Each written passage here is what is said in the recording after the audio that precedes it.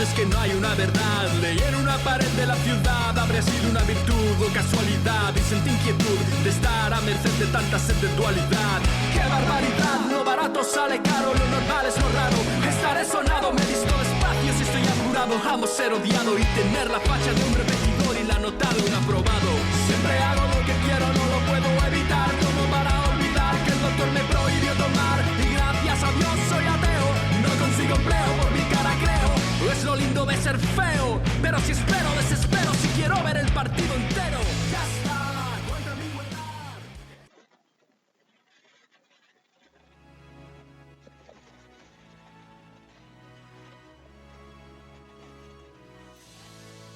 Buenas noches, ¿cómo andan, amigos, amigas, amigues?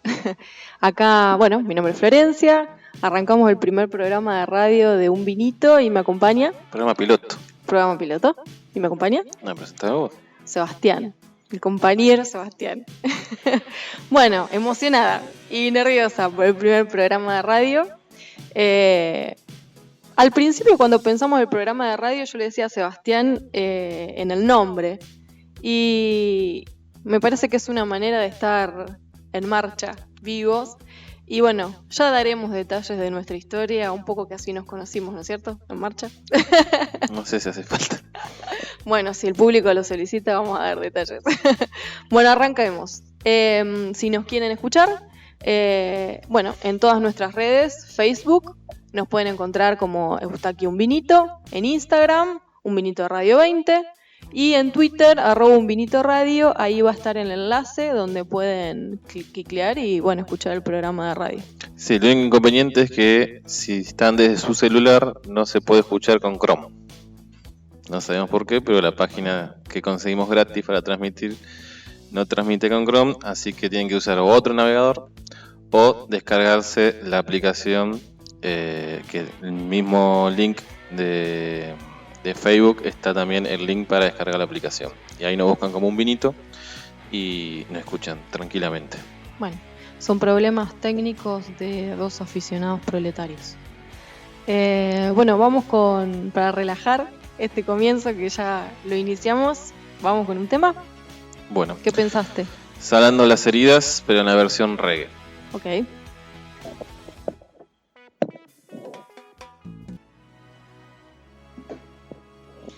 Bueno, volvimos y bueno, vamos a hablar de nuestro tema que nos sigue en el día de hoy, obviamente, que es el paro internacional de mujeres.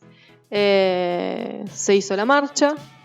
Allá se hizo una marcha muy interesante en Luján. Muy interesante. Sí, muy interesante, muy convocada en Luján, para salvar las dos vidas. Pero Ese era el lema. ese era el lema, sí, salvemos las dos vidas. Pero el paro internacional de mujeres se hizo hoy, participaron, la verdad que la participación fue masiva y cada vez viene creciendo. Sí. No salió demasiado. El coronavirus No, lo solapó tapó todo. Sí, lo solapó totalmente. Pero nos toca hablar de este tema, por supuesto, pero además nos parece sumamente interesante. En el paro internacional de mujeres, la consigna este año fue libres, vivas y desendeudadas nos queremos. Y por supuesto el pedido, con el entusiasmo de que este año va a salir, de aborto legal. Este año esperamos que pueda ser ley, que ese de hecho era el lema, ¿no? Que sea ley. Cuestiones para plantear de este paro. Me da la impresión de que las mujeres están bastante organizadas. El lema a mí me gustó, sobre todo esta palabra que no me salía, que es desendeudadas. Me parece que le da una mirada más economicista, para no decir trapista, clasista, de lo que veníamos conversando en el... Hay sectores no trotskistas que también lo plantean. Igual. Sí, sobre todo porque bueno, la idea es que la deuda externa es deuda en realidad con el pueblo, y eso provoca, digamos, ya si las mujeres por su condición de mujer están precarizadas, una situación de endeudamiento genera muchísima más precarización en la situación laboral de las mujeres. Así que me pareció un punto muy interesante. Mientras la mirada vaya a pensar en todos los derechos que la mujer trabajadora no llega a consolidar, y la diferencia que hay incluso dentro del mismo sector femenino en cuanto a aquellas mujeres que tenemos acceso a y las mujeres que no tienen acceso a, me parece que es interesante, porque empezamos a plantear la desigualdad que hay entre nosotras mismas, ¿no? Sabiendo que entre las causas feminismos. entre los feminismos, sabiendo que las causas, ¿no?, son el patriarcado y el modo de producción capitalista,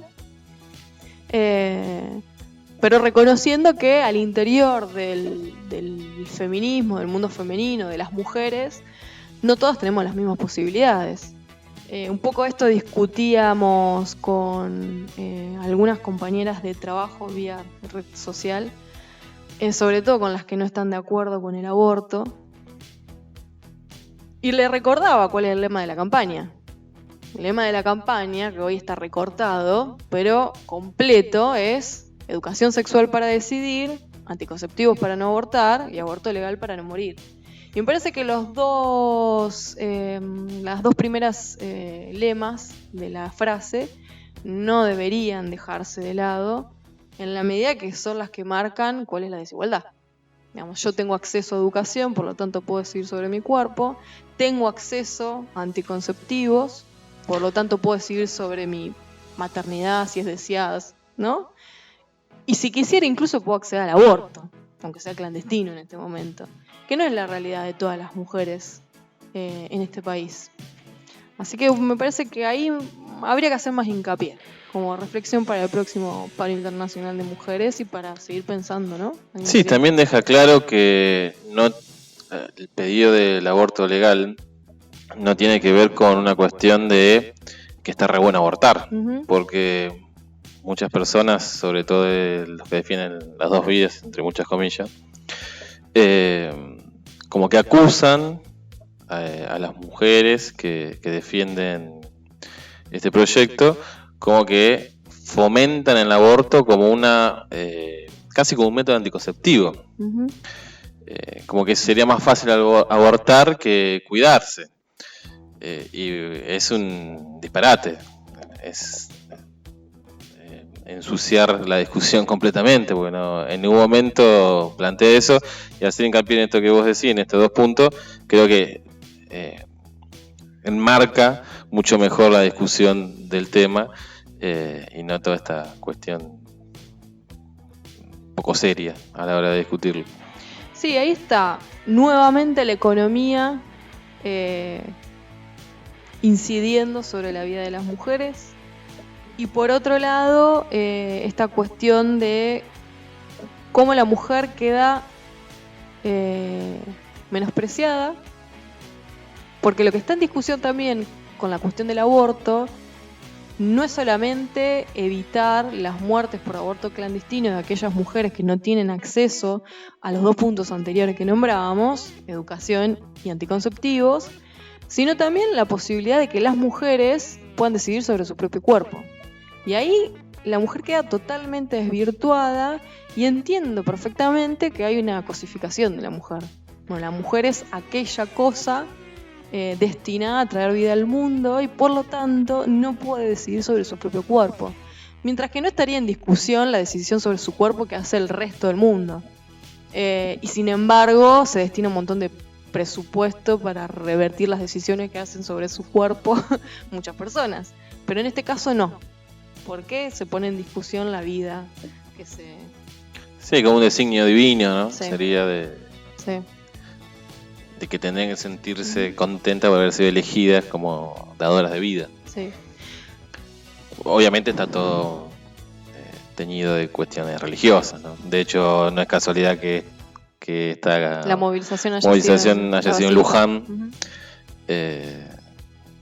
Está en relación a esto, ¿no? Y esta cuestión natural, ¿no? Como se habla de lo natural, Sí. como sobreentendido en el sentido común y no...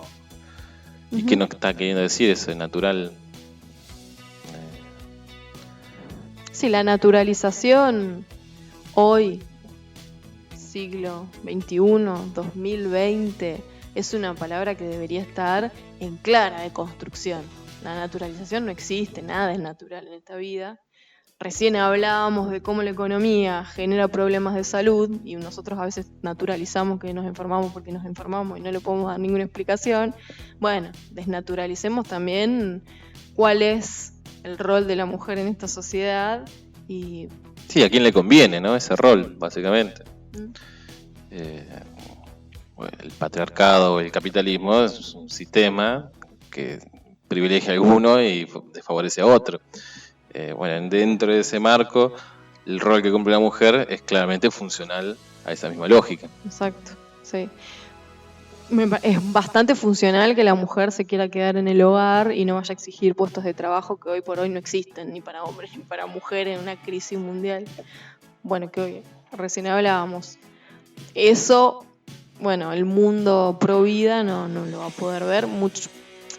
Y ahí sí sería una ilusión de mi parte pensar que alguna compañera pro vida solo puede haber sesgada por la religión. Sí, a uno mismo muchas veces se le hace difícil hacer las conexiones de eventos que parecen aislados pero en realidad responden a las mismas causas. Esta cuestión de la educación sexual también tiene que ver no solo en educación sexual propiamente dicho, sino que tiene que ver con lo que podríamos decir conciencia de clase, ¿no? Uh-huh. Es entender, digamos, los hilos que van manejando la economía, el mundo y la vida que desarrollamos todos los días, que a veces parece completamente alejado. No sé, escuchar Wall Street o escuchar JP Morgan, nombres que parecen de otro planeta y sin embargo están incidiendo minuto a minuto en nuestra vida. Esta cuestión de la mujer cosificada cuando debatimos el aborto digamos, se ve claramente, y esta fue otra de los lemas por los cuales nos hemos movilizado, por la cantidad de casos en Argentina sobre todo, bueno, en todo el mundo, pero en Argentina tuvimos muchísimos casos en lo que va del año de femicidios. Había una cuestión muy interesante que comparaba la cantidad de femicidios con la cantidad de contagios del coronavirus. ¿Y qué pasaría? ¿No? Una de las preguntas que vi en las redes sociales era ¿qué pasaría si cada 36 horas muriera un argentino por coronavirus? Esto sería un caos. Pero resulta que cada 23 horas se muere una mujer a manos de un hombre víctima de femicidio. Pero de esto se habla en los medios, pero no se analiza. Porque me parece que no se genera un pánico tampoco, ¿no? No horroriza tanto como una enfermedad. No, y lo que hablamos muchas veces es, bueno, qué hacer frente a tantos casos de femicidio, que hoy es un problema de Estado. Digamos, porque, como dijo Ofelia Fernández, tenemos en febrero hubo más femicidios que días. Eso es bastante alarmante. Tenemos un asesinato de mujer por día. Sí, es un dato duro, ¿no? No tiene que ver con ideologías o posicionamientos políticos. Sí, es un dato objetivo. El asunto, bueno, es qué hacer. A mí me generó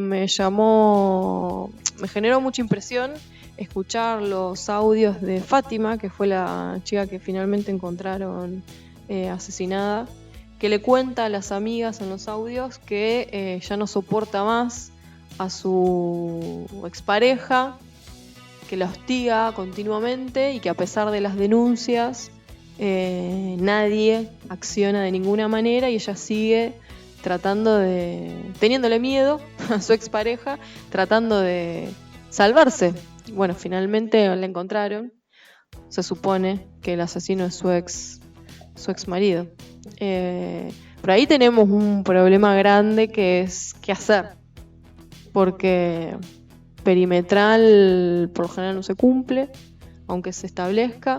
Son los límites y las trampas de las leyes. Sí. Ahí sí soy bastante más pesimista. Creo que es más factible la revolución que hacer algo contra el caso de feminismo. En lo personal, me da la impresión que no solamente es la justicia la que tiene que intervenir en estos casos, tampoco es solamente educación, porque con educación sexual haremos un montón, pero no vamos a revertir situaciones que yo considero que en realidad son de salud. Digamos, actúa el patriarcado de tal manera que tenemos hombres casi psicóticos.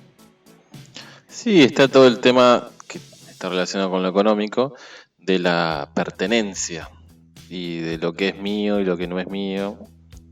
Y si es mío puedo disponer como quiero. Y desaparece el otro. El otro, ¿no? exacto. Un ser humano igual que yo, que está enfrente, Sí. no está, se Exacto. dibuja completamente.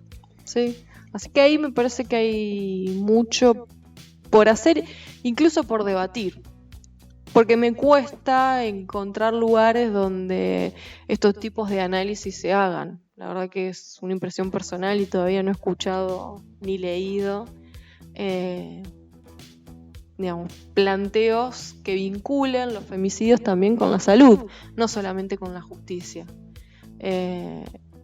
Y la verdad es que, volviendo a mi hipótesis del día de hoy, y nuestros cuerpos y nuestras subjetividades están totalmente enlazadas, nuestra psiquis está totalmente enlazada con la sociedad en la que vivimos. Así que desde esa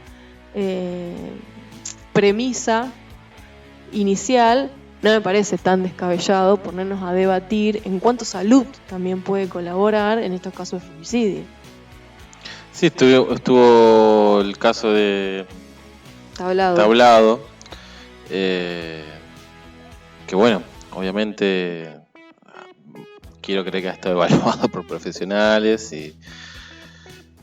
pero también ahí encontramos el límite de la ley, porque si vamos estrictamente a lo normativo, cumple una condena, que siguió los pasos que se debían, fue condenado, cumplió esa condena, tiene derecho a estar en libertad. Sí, la justicia operó.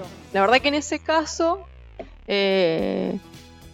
comete un asesinato y la justicia opera. Digamos, la justicia se ejecuta, accionó. Sí, no es que quede impune o en la nada. No quedó impune. Sin embargo, también conocemos los detalles y los pormenores de cómo transcurrió su vida estando preso. Y también tuvo hijas, tiene perimetral con sus hijas, tuvo situaciones de violencia con las mujeres que lo acompañaron o con las que tuvo alguna historia mientras él estuvo preso. Es decir que tranquilamente uno, por sentido común, 2 más 2 es 4, a pesar de haber cumplido una condena, hubo conductas en él que no se han modificado. Entonces ahí la justicia es sumamente débil. Sí, el dispositivo cárcel también, ¿no? ¿Cuál es el sentido? ¿Para qué existe? ¿Qué se busca? ¿Es solo un castigo? ¿Es una rehabilitación? Ese es otro ejemplo que aporta a esta idea que vengo teniendo y que venimos charlando, qué pasa con el dispositivo salud, más que la justicia. O cómo se pueden complementar los sistemas. Sí. Claramente es una responsabilidad del Estado de articular sus distintas patas, digamos, ¿no? Que muchas veces parece que fueran gobiernos distintos.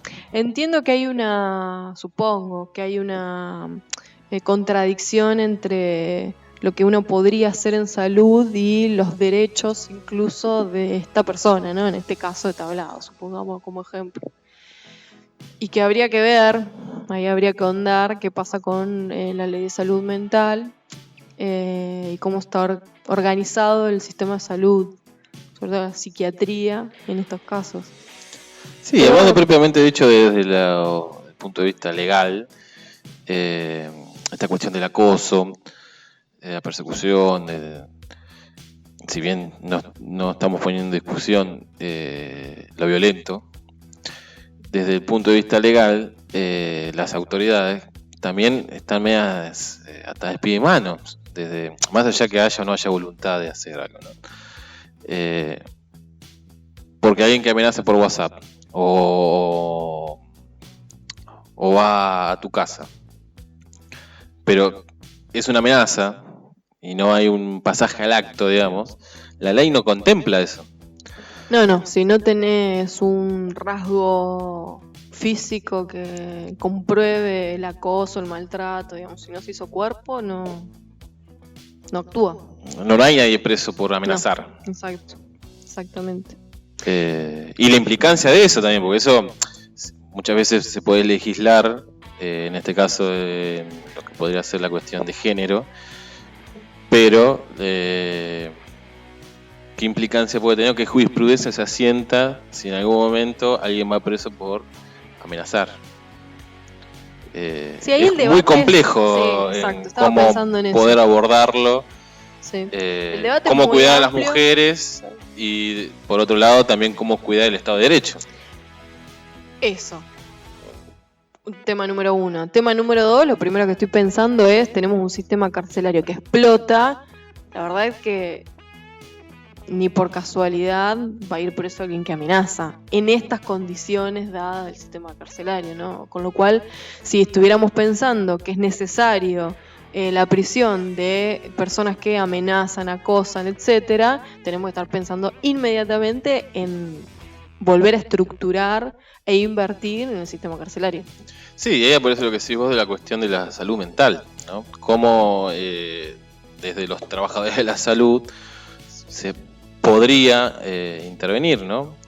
No sé si tienen mucha voz y voto. Me da la impresión que no, pero por la ausencia por la ausencia de palabra que escucho de los trabajadores de la salud cada vez que se debate sobre estos casos.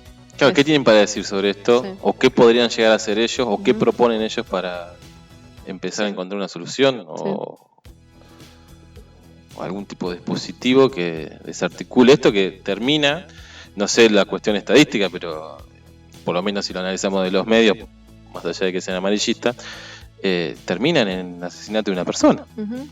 Sí, pensaba que así como se sostiene que, como argumento, ¿no?, que el aborto es una cuestión de salud pública, bueno, los femicidios también me parece que podríamos empezar a pensar que son una cuestión de salud pública.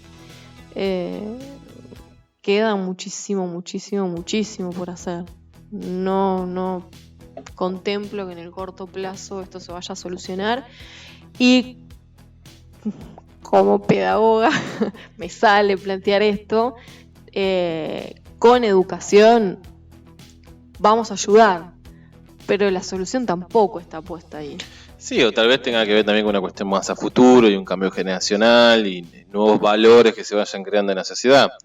Pasa que no hay ningún hito en la historia de la humanidad del que nosotros nos podamos agarrar, porque en realidad nunca sucedió en la historia que sea la educación la que genere cambios en una sociedad. Siempre fue al revés. Hubo cambios en la sociedad y la educación fue cambiando. Así que cada vez que a mí me plantean, de hecho me genera ira, cada vez que a mí me plantean tenemos que apostar a la educación, tenemos que apostar a la educación sexual integral, sí, lo tenemos que hacer, pero no nos quedemos suponiendo que esa es nuestra salvación. Una cuestión mágica. Exacto, porque no viene por ahí la cosa. Por eso me parece que con buen ojo y con buen análisis, el movimiento feminista lo que está denunciando es el patriarcado, entendiendo el patriarcado la expresión del capitalismo. Volvemos ahí a la economía creando subjetividades.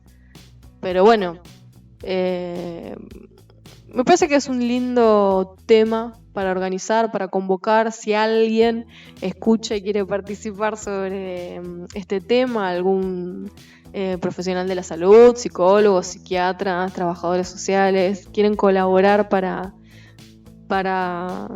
traernos nuevas voces a este debate, bienvenido sea, y lo podríamos organizar para otro programa, como mesas de debate sobre esto que, bueno, hoy lo traemos a la mesa porque se dio el paro internacional de mujeres, que fue muy fue muy participativo, la verdad que muchas mujeres se adhirieron al paro. Nos vamos con algún tema y Bueno, después cerramos. nos vamos ahora.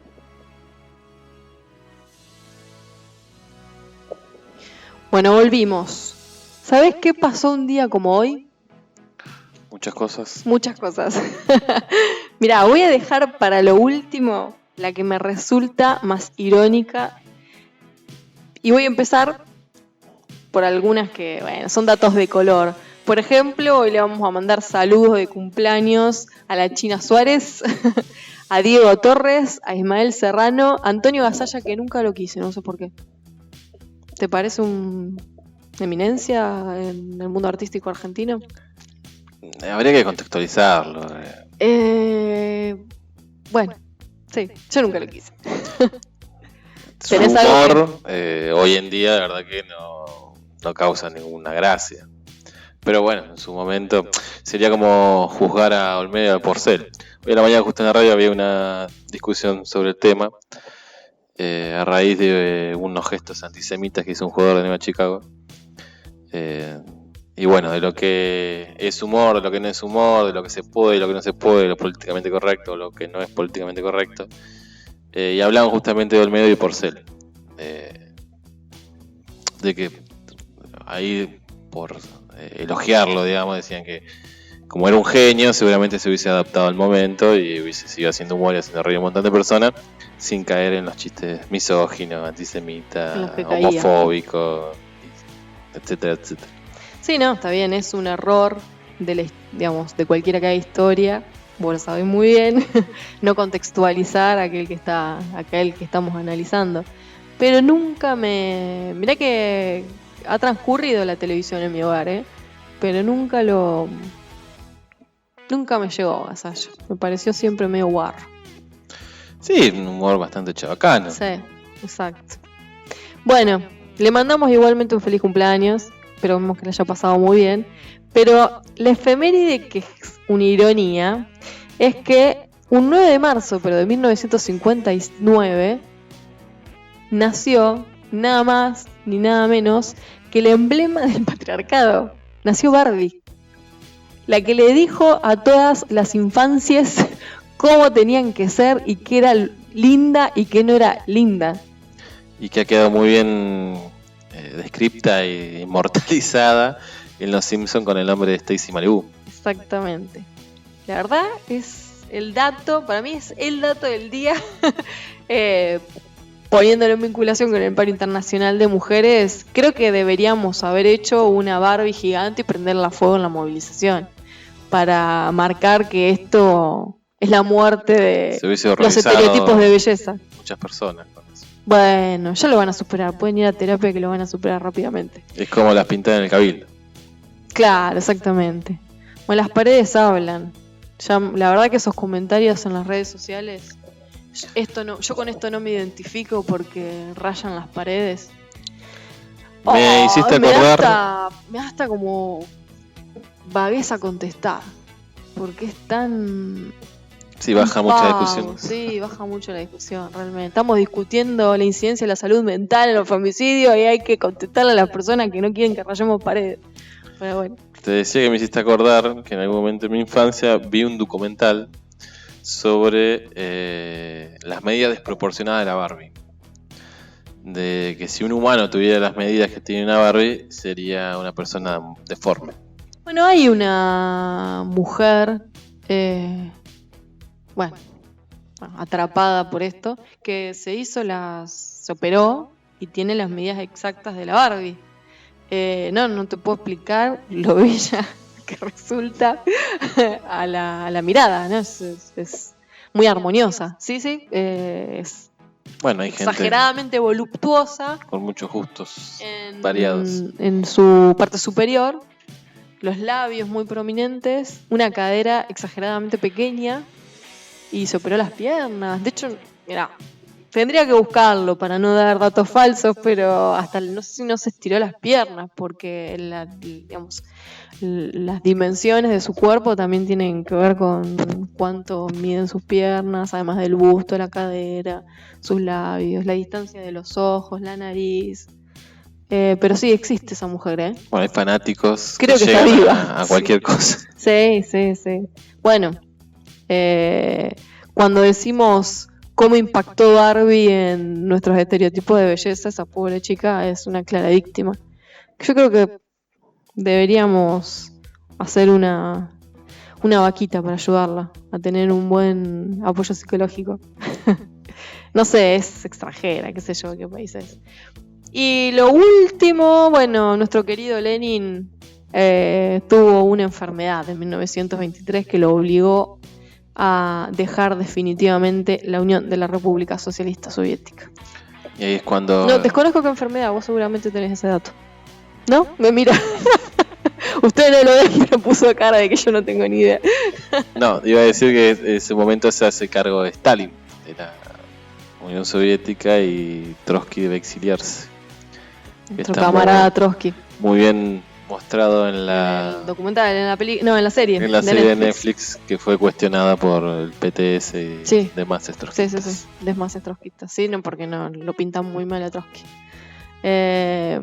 Lo pinta muy mal para el que cree que es un dios. Bueno, está bien, lo pinta muy A mal. él lo pinta como acompañado un ser Trotsky. humano. Igual le mandamos un abrazo a los Trotscos. Bueno, estas han sido las efemérides. Y lo último que les propongo antes de terminar el programa de radio es charlar sobre una película que hemos visto en los últimos días. Que está relacionada con todo lo que hemos hablado hoy. Sí, y si no está relacionada, la vamos a hacer relacionar. Que es V de Vendetta. Es una película que vos me trajiste para ver. Es un personaje de un cómic. Uh-huh. Y que ya tiene un par de años la película, pero ha quedado como una película de culto, y sobre todo porque las protestas de los indignados, se llamaban en España, Sí, adoptaron la máscara que usa este personaje como símbolo de esas revueltas. la de Anonymous. Exactamente. Exacto, sí. Bueno, la película... Acá estoy en una disyuntiva, si se spoilea o no se spoilea la película. Sí, porque es vieja. Bueno, y si Si alguno fuera la nueva. quería ver, no es lo mismo, como un libro, no es lo mismo ser escuchada que verla y el impacto y la emoción que te genera cuando uno la está viendo.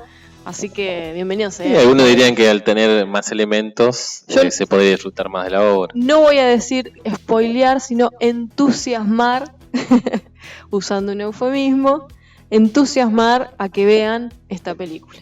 V de Vendetta, V de venganza. Bueno, obviamente, ¿qué habla la película? De la venganza. ¿Pero qué tipo de venganza? No sé. Una venganza personal, una venganza... Siempre es mala la venganza, siempre es buena. Todos somos B, ¿no? El chavo decía que... ¿Cómo era el dicho del chavo? ¿Envenena el alma? No. Ah, sí, la venganza... No, ¿qué? Envenena el alma. Se me fue ahora. Sí. Sino que la... Bueno, ahora lo buscamos. La película dice, la protagonista, que es Natalie Portman, dice en un momento que B somos todos. Dice, B soy yo, B es mi padre, B es mi hermano, B sos vos, le dice al policía. Sí, Así que si podríamos entendemos al personaje como una víctima, que yo creo que lo es, pero bueno, me imagino que de algunos sectores se podría discutir eso, ¿no? Hablamos de esto de pintar las paredes del cabildo, y es un poco lo mismo. De hecho, el personaje en uno de los diálogos dice que la violencia puede usarse para hacer el bien. Uh-huh. Será bastante maquiavélico. Un eterno dilema y discusión. Se le achaca lo mismo a Che Guevara. Uh-huh. Si fue un héroe de la libertad o si fue un asesino, ¿no? El compañero Feynman diría que... Feynman malo, diría Sí. que que es un asesino. Es un asesino, exactamente. Sí. Bueno, esa ya es un primer entusiasmo para ver la película. Saber de qué lado de la grieta está, ¿no? El que vea la película. Si piensa que es un héroe o si piensa que es un asesino. Ese podría ser un dilema para... Cine debate. Un cine debate, exactamente. ¿Y cómo tiene que ser la revolución? ¿Y este programa en qué lado está? Yo creo que claramente estamos del lado de Vendetta. La violencia puede ser usada con fines Pero buenos. Digamos, si nos ponemos sutiles, hoy la violencia se usa, lo que pasa es que no nos damos cuenta. Así Claro. que la violencia la Estamos vamos a hablando usar para más hacer de la violencias revolución. simbólicas hoy en Exacto. día que... Bueno, Foucault lo ha descrito eso, de que ya no... Y un poquito más cerca, Bichulhan, de que ya no hacen falta las represiones o físicas, sino que bueno, que hoy en día uno mismo ya se reprime Tenés y grandes... se violenta a sí mismo. Exacto. Hay grandes instituciones que generan violencia. Los medios masivos de comunicación, la iglesia todavía y la escuela. Así que si Sí, la escuela... generan violencia solapada, yo voy a tomar las armas para hacer la revolución. En la No sé escuela si algún creo que oyente me hagamos una acompaña. salvedad porque si hablamos de escuela hablamos de Estado. Bueno, pero... bueno, yo no me quería poner tan teórica, pero Althusser, como marxista, lo que plantea es que el Estado está compuesto por los aparatos represivos y por los aparatos ideológicos. Y entre ellos nombra, obviamente, a la escuela como principal aparato ideológico, pero también a la familia, al poder jurídico, a los medios masivos de comunicación. En su momento, cuando escribe Althusser, no tienen tanto auge, pero hoy ni que hablar. Sí, es una visión un poco filanarquista, ¿no? Sí, sí, Eh, Althusser. Yo citaría más a los compañeros de ATE, que tienen como lema fortalecer el Estado para liberar la nación. El Estado es opresor si está en manos de los opresores. El Estado es liberador si está en manos de los trabajadores. Sí, sí.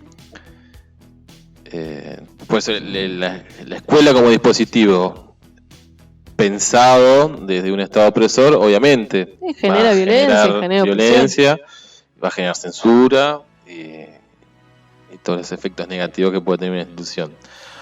Ahora, si se la resignifica, puede ser liberadora.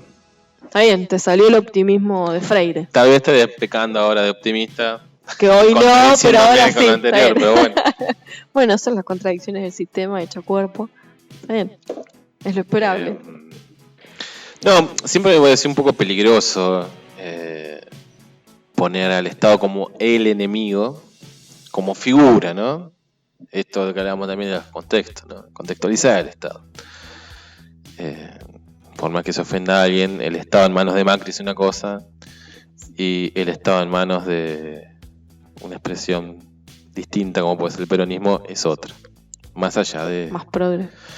De las limitaciones. de las del limitaciones progresismo. o de los errores que se cometan, ¿no? Ujú.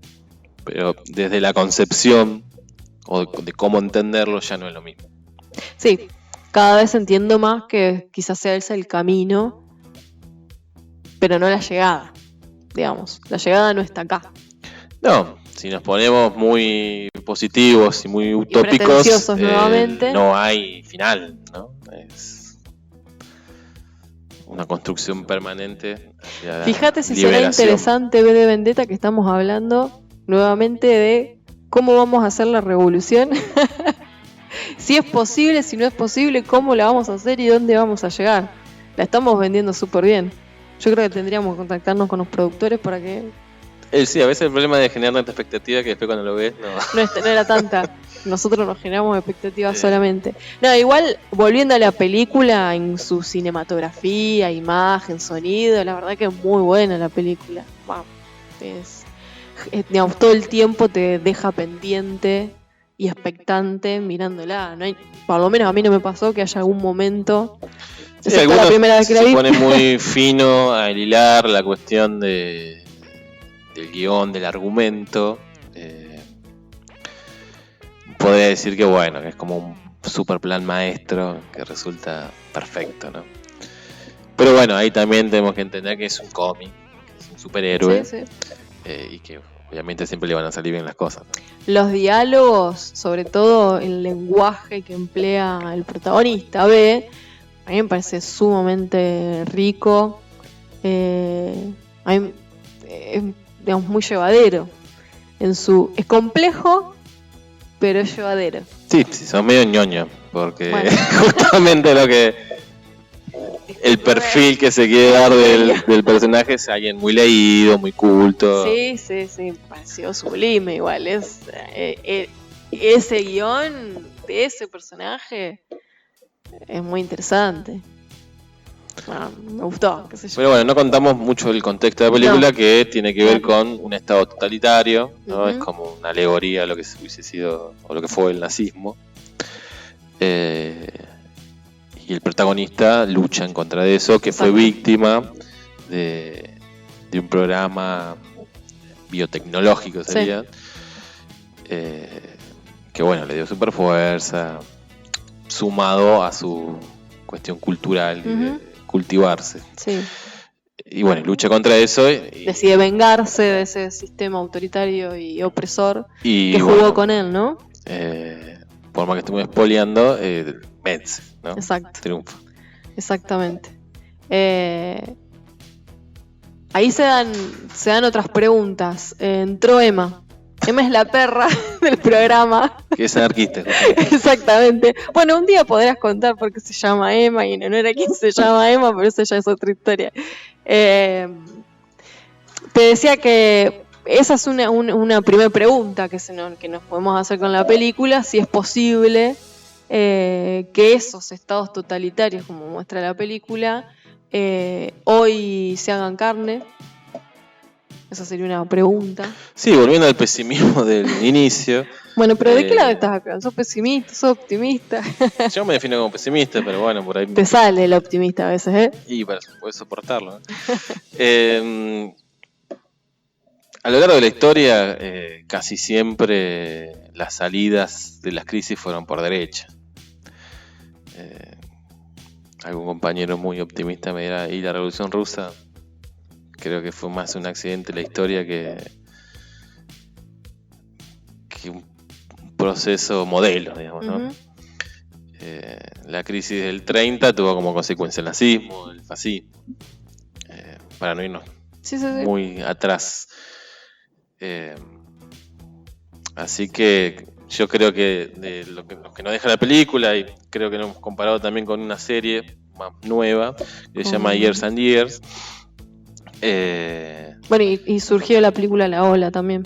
También como posibilidad de responder vuelta, esa pregunta, sí. Estamos más cerca, creo, de un Hitler, o de un estado totalitario, si se pone en términos... No tiene este componente étnico, digamos, persecutorio. Pero bueno, estamos viendo que las derechas están creciendo en todos lados, ¿no? Acaba de ganar en el país vecino Uruguay, que era como un ícono del progresismo. En Bolivia tuvo un golpe de estado, no pasó nada. Trump en Estados Unidos, Le Pen en Francia, que si bien pierde, pero saca una cantidad de votos que bastante asusta. El Vox en España, que es un partido nuevo que reivindica la dictadura de Franco.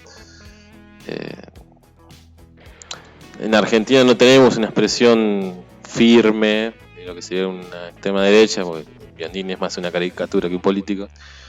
Pero yo creo que el gobierno que terminó el 10 de diciembre tenía muchos condimentos, por lo menos en un sector. No sé si era una cuestión mayoritaria, puede ser emparentada más con un liberalismo, un neoliberalismo, no tanto con una cuestión tan reaccionaria de lo conservador.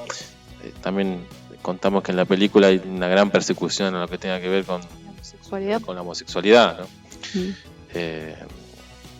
Se persigue tanto a hombres homosexuales como a mujeres. Uh-huh. Ese condimento, que me parece que tiene que ver más con una cuestión totalitaria más que con un neoliberalismo, más allá que uno lo repudie de igual manera, en nuestro país por ahora no estaría pasando. Pero sí tenemos expresiones y ejemplos en el resto del mundo que es para estar alerta. No sé si para asustarse, Sí. como con coronavirus. Y, digamos. claro, en eso estaba pensando. La verdad que si tenemos que analizar el contexto, situaciones de crisis de salud o crisis económica, por lo general, en las poblaciones, Bueno, la película tiene la cuenta. tendencia más al conservadurismo, que bueno, si revienta todo, ya que revienta, hagamos la revolución, es mucho más difícil. Así Y pues que, sigue operando la cuestión de conciencia, ¿no? sí, exacto. En la película cuenta que este estado totalitario se instaura a raíz del generar el miedo. Ujú. Por atentados, por enfermedades, Sí. casualmente. Los medios de comunicación colaboran un montón en la propagación de ese miedo. Y llevan a la gente hasta a opción de ultraderecha Exacto. y de recorte de libertades, ¿no? Bueno, si quieren debatir, filosofar un rato, además de ver una buena película, digamos, cinematográficamente hablando. Sí, si ponen un nene se va a entretener porque hay mucha explosión, Sí, esas muchos cosas colores. también, sí. Sangre. Sí, sangre todo el tiempo. Bueno, una película que dispara, digamos, para juntarte a comer un asado con un vino con tus amigos y ponerte a debatir sobre V de Vendetta. Está me muy parece- aburrido. Claro, está muy aburrido. V de Vendetta es lo mejor que hay para ponerte a debatir. Pero bueno, a mí la verdad que me gustó. Me gustó y genera debate. Bueno, ya estamos llegando Llegamos al al final casi final de del nuestro piloto. prueba piloto. Tuvimos un problema técnico, la primera parte no salió. Bueno, pero Quedó perdida en el éter, fue inmortalizado. lo mejor de la historia radial en Argentina. Que no lo va a escuchar nadie, Solo y a nosotros. Exacto. Pero bueno, no importa. Bien, salió bien nuestro programa piloto. Nervios al principio, pero ahora ya está. Sí, lo tenía que decir alguien que lo escuche, pero bueno. Bueno, yo digo que salió bien. ¿Vos cómo te sentiste? Bien. ¿Viste? Súper cómodo. Sí, estoy en mi casa. Tomando un vino. Así cualquiera hace radio. Bueno, llegamos al final. Recordamos que si nos quieren escuchar, nos pueden seguir en Facebook, que nos encuentran como Eustaquio Un Vinito. ¿Algún día contás por qué Eustaquio? Vos me habías dicho.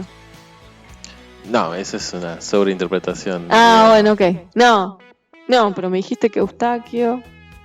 Bueno, no importa, lo dejamos por otro momento. Instagram, Un Vinito Radio 20. Y Twitter, @unvinitoradio. Y vamos a tener pronto canal de YouTube y podcast en Spotify. Chupate esa mandarina, se dice en mi barrio. Así que nos pueden escuchar en vivo o nos pueden escuchar on demand, como se dice ahora. Sorito. Bueno, ¿con qué nos despedimos? ¿Te vas a despedir con una canción? Nos vamos con Calle 13, El Aguante, Ok, que tiene que ver con todo el pesimismo que estuvimos hablando hoy. bueno, hasta la próxima.